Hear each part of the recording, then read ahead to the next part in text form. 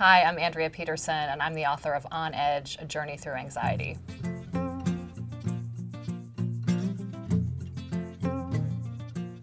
So one of the most common misconceptions about anxiety, first of all, is that it's a moral failing or a character flaw.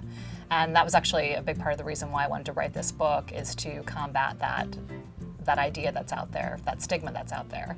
And because anxiety, when it's a disorder, is an illness just like any other, and there are really good treatments for it. So there doesn't seem to be as much attention paid to anxiety disorders, partly because there's this misconception that they're not a big deal. And the thing is that anxiety is a normal human emotion. A certain amount of it is actually a good thing. But anxiety disorders can be very impairing. People that have anxiety disorders at a young age are less likely to go to college. People that are in the workforce with anxiety disorders actually make less money. People with anxiety disorders are less likely to get married, and they're more likely to divorce if they do. So there's real life and ramifications of having anxiety.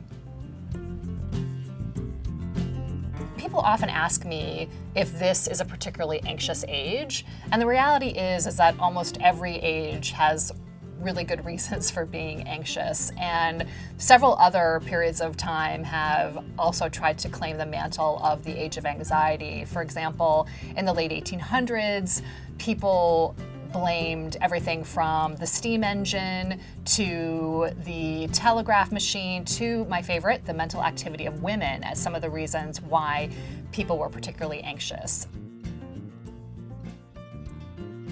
Now, there is some evidence that rates of anxiety disorders are increasing among young people, particularly college students. The latest research has found that about 21% of college students have either been diagnosed with or treated for an anxiety disorder in the last year.